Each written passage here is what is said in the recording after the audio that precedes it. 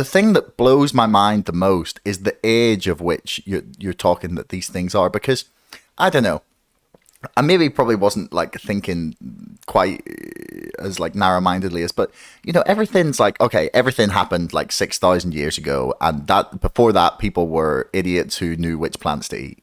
Like that's basically the way that I don't know, maybe used to think about these things. And then like the longer it goes on, and the more evidence that comes out like every year, that it seems like, yeah, smart intelligent beings are older and older and older and older and older than we could possibly believe.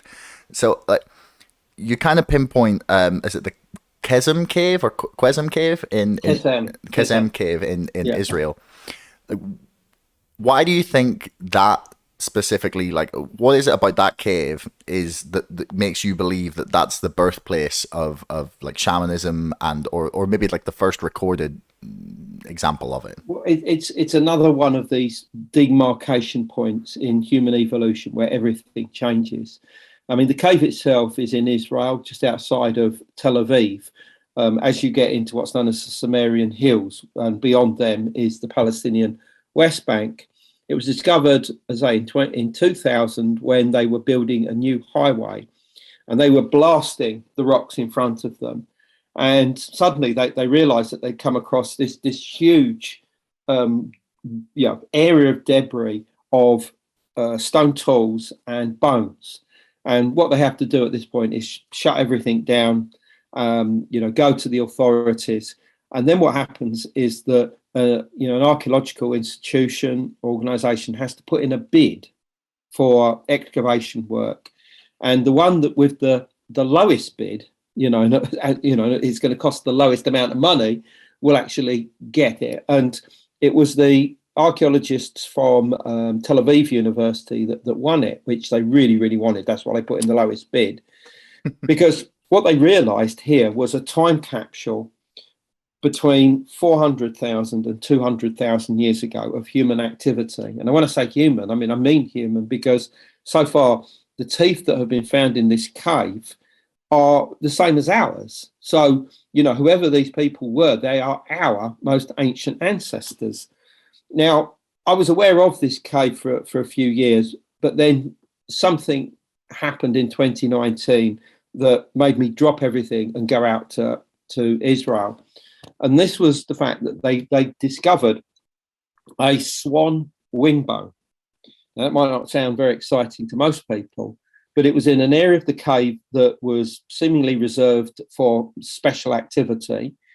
It had clearly been modified in the fact that the feathers had been removed, and it had been obviously cleaned, and the marks were there to show that this was the case. But the importance about this particular bone is that it is well known in shamanism that if you want to attain what's known as shamanic flight, you take the form of a bird. It can be any bird. It can be an eagle, hawk, but also a swan. And swans are a universal symbol of shamanic flight. And so the archaeologists that are working on the site wrote a paper, really sensible paper, basically suggesting that this was the earliest evidence anywhere in the world of shamanism. In other words, people who were deliberately trying to exit the physical plane and go into otherworldly environments to communicate with the intelligences that are there. Now, for me, this was very exciting because I'd written books about shamanic flights, swans, their connection with the stars in the sky, particularly the Cygnus constellation. So all this was like manna from heaven for me. But what was more significant is the fact that at the same time that these people were practicing shamanism, which let's point out was nearly 400,000 years ago, they were also becoming the smartest people on the planet. So many firsts in innovation are credited to the Qesem people.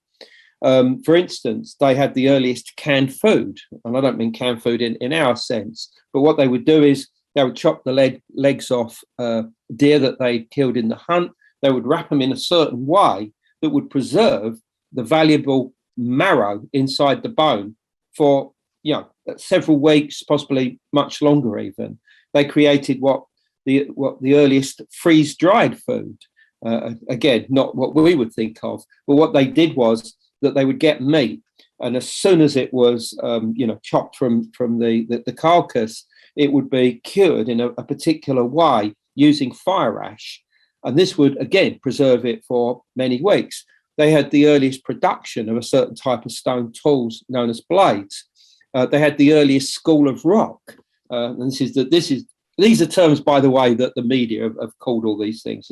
I didn't make it up. Rock. That's amazing. and basically, what it meant was there was a whole teacher-pupil relationship where pupils would come in, learn how to make certain tools, and there were different areas of the cave that were designated for different purposes. Plus, there was sustained fire for the use across tens of thousands of years in a fire pit, which is still there today.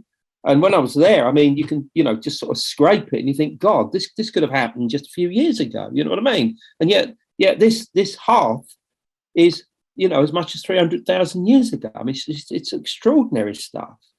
And so, I mean, there are many other firsts as well. Now, these may not sound rock and roll to most people, but, and this is the big but, these people were becoming smarter than anybody else on the planet, and they invented shamanism. Now, tell me that there is not a link between all of this, because surely there is. And I think that what was happening is that these people were entering into these otherworldly environments, communicating with the ancestors, the spirits of the animals. And again, this is not my idea. Ram Bakai, who is one of the main archaeologists working at the Qesem Cave, this is what we shared together. These ideas and thoughts that he has. So he has to be a little bit careful. They're a little bit, left field as far as archaeology is concerned. But that's the way archaeologists are coming to think of this, that these people were genuinely communicating with intelligences that were giving them information that they were able to bring back to the community, that was allowing them inspiration in different areas. And this is how important this type of communication is. Now, that's a great story, but this is only just the beginning, because if you go to the Qesem Cave and you look towards the east, you see in the distance a mountain. And that mountain, I mean, it's not very apparent, but when you know what that mountain is, it becomes incredibly important, because it appears in the early part of the Bible as the dwelling place of the God of the Israelites. It's said to be his house, his Bethel. And it's here that the earliest patriarchs like Abraham, Isaac, Jacob, all went and communicated with the God that would later be called Yahweh, of course. And it's said that the way that God appeared on this mountain was in his form as the Shekinah. Now, the Shekinah is a term which, the exact word just means presence, the presence of God, but it's generally always used to refer to a blinding light. So God appearing, manifesting as a light, just like Moses encountered on Mount Horeb when he encountered the burning bush, when he went up Mount Sinai and encountered God as this sort of like terrifying, devouring fire, which could be seen by even the Israelites down in the valley below. And it's also the term that's used for the light that appeared above the Ark of the Covenant, which we should remember was actually a box that allowed the Israelites to communicate with God and allowed God to be temporarily moved around in this box so that he could communicate with them, and that information had actually come when Moses was on the top of Mount Sinai.